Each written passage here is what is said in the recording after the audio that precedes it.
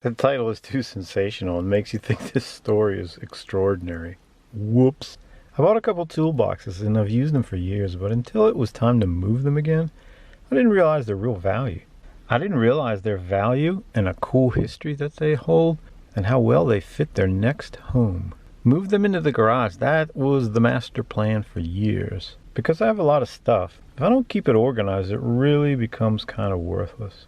Real quick, let's first look in the garage and figure out how to organize a few things. Then I'll tell you the good news toolbox story. Organizing is a problem many of us have, and only a few of us have figured it out. Are you organized? This is what goes through my head. If I can get organized, I'm sure going forward everything will be better, or maybe a little easier. Do you ever wonder why it never seems like you get enough done? Why some projects drag and others sit forgotten? Why are you always so tired at the end of the day? But what do you do with all the stuff you have now and you won't need it down the road? You spent your energy dragging it around yesterday, you will again today, and for how many more tomorrows? The plan's pretty easy to understand. Keep all the important tools, keep all the favorites, and give away what isn't needed. But what about everything in between, the bad and the good, the middle stuff? The stuff that gets moved over and over and over again, always looking for a better place for it to sit. The middle is stealing your time and taking your years with it. Keeping our best tools makes sense. But you know what? Given a chance, I bet we would all take our junky stuff, sell it all to Hog Shooter for a good price. Maybe have an auction? Okay, well, we've got choice. You're going to be bidding on choice. We got some old toilet seats. One of them's new. It's that aqua color. I think it's a 1974. And the others are just white. Well, white with a little coloring. Okay, who will start me at $5? $5. Come on, folks, let's get the bidding going. Anyone? $5. $5. $1. $1. I got $1 over there. Guy in the coveralls. $1. Need two. There's two. Oldie's garage. Two. Good deal. I've got two. I need three. Hup, 3. Spider's garage. I Spider. My bad. What do we got? 3. Anyone? 4. Kid, why are you waving a fish? What is that anyway? It's a fish attached to a board. It's got what? Batteries? Why do you have so many of them? Listen, if you want to bid, you're going to have to get a bid number.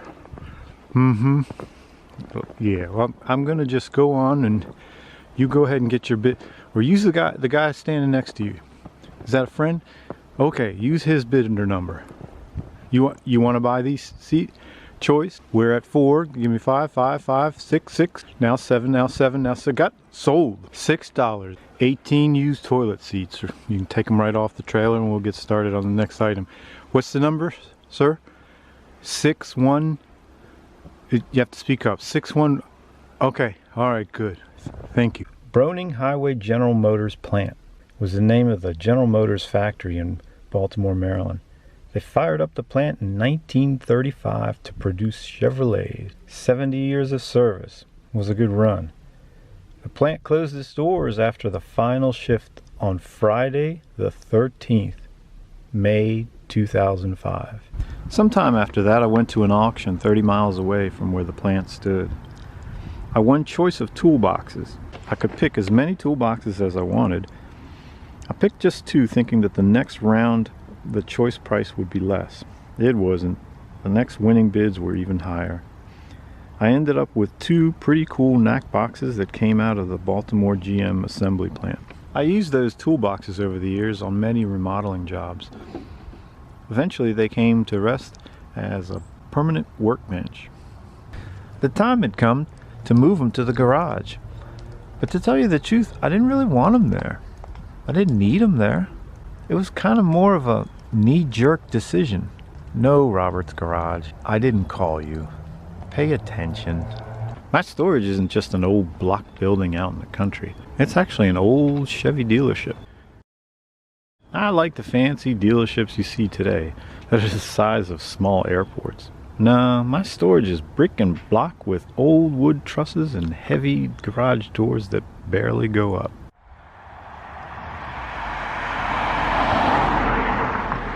Some of these old dealership buildings are still in use.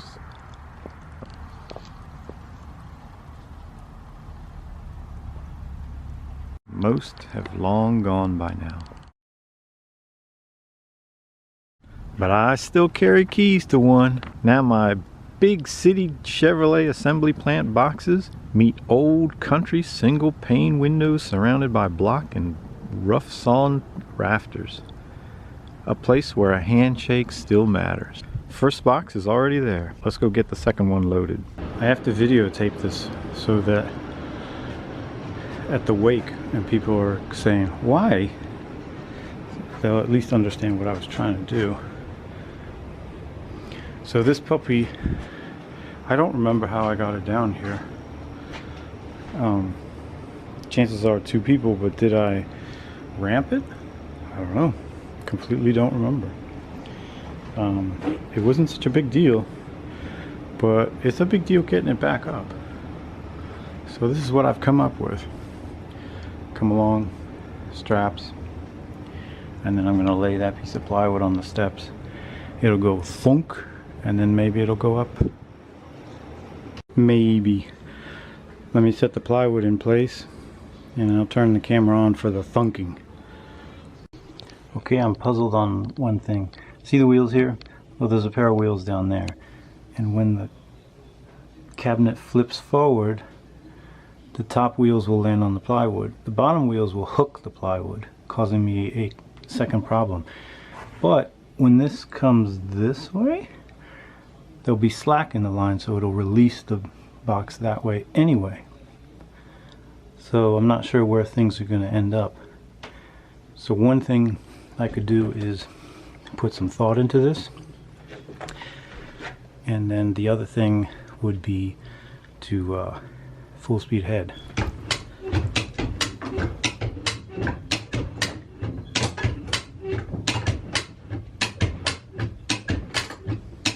What's that? We have a question. What will it hit if it falls?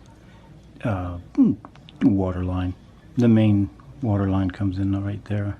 If there aren't any other questions, I'm going to continue. The suspense is killing me.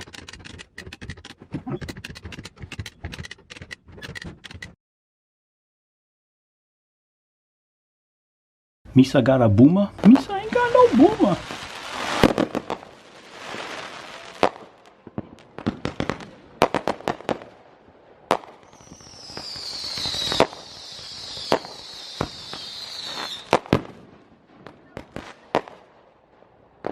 That's weird. There was no boom or nothing. It was smooth as milk chocolate. Now what? Can you see down there? This is me crawling down here.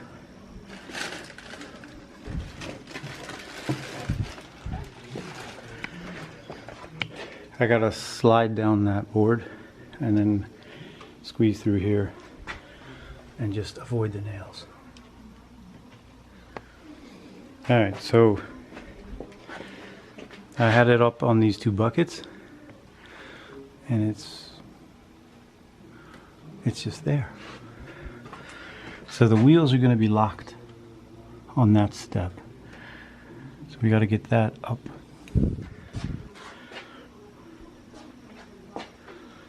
I'm starting to use the word we because you're here, right? Let me show you what I got. So this is raised, it's a couple inches, that's 5/8, 3/4, and the wheel is there. So the wheel's still stuck on that step, but ow, I kicked the board and it did something in my foot. So see this homemade wheelbarrow handle? That's right, I made it at oak. It's also designed to shimmy big old boxes upstairs. And then this is a piece of 3-inch pipe, because why not? At this point, if I could raise this onto there, we'd be home free. Not sure if the come along can do it. If there was someone else here with a board, but I can only be down here or up there. And I'll just whack my foot pretty good, so I'm gonna go up there. Well, we're not down there anymore. We're up here. Here isn't the bad place. We're not quite there. I had to shorten, so I was pulling on that. And that goes to a link right there. So I put the come along on that link and ran it through this loop, eliminating this one strap. And then brought out this guy. I think that says 5 of 76. And then I'm braced off the brick. And how far can I go? Well, I hope to get the box somewhere to here. And then that'll kind of stabilize it. The goal is to get it out the door. Now I got a helper too. He just showed up.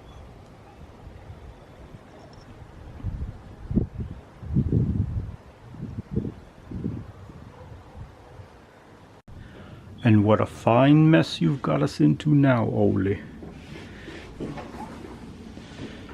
So take a look. I got this tension here, and I'm going to loosen that one, and I'll tell you why. Because I'm pulling down here, I'll show you in a minute. The rear wheels are up in the air. And the box leaned on the railing down there and just snapped up here. It was pretty uneventful. It just went ding. But basically, see how that cable is dropping down and then hooks here? What that's causing is tremendous downforce here, jamming that wheel into the step, so much so that the whole thing is tilting up in the back. So got this one. I've been using two. So this has been my safety. Funny that I should use the word safety. Did you see how I did this? And then this has been my main puller. I'm going to release this, and that should drop the back down a little bit. In doing so, there'll be less pressure on the front. I can block the front. I've got bricks under there. If I can get that second wheel on, we're good to go. Alright, that's the plan. So how am I doing this? That's unstable.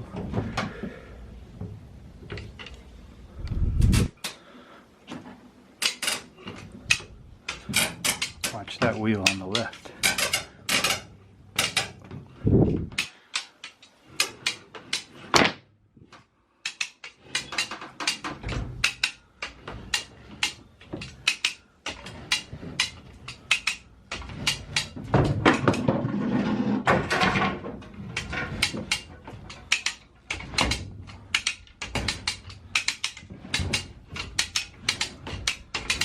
Hasn't moved it up that easy the whole day. And as far as my helper, turns out he's union and he didn't get the clearance for this added work. And I happen to know his union rep, and she's terrible to deal with.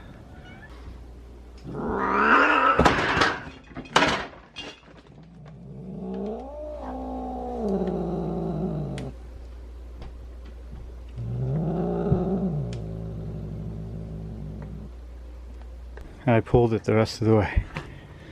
It's one of those things where when you pull it, you risk losing your safety straps and suddenly find yourself holding it. But I think I had both straps on there, but it didn't want to go. So as you can see, it was either give up or pull like crazy. I took the latter. Look, Chevrolet is still doing okay. Fantastic. In the final years, approximately 3,200,000 Astro and Safari vans were produced at the Baltimore plant.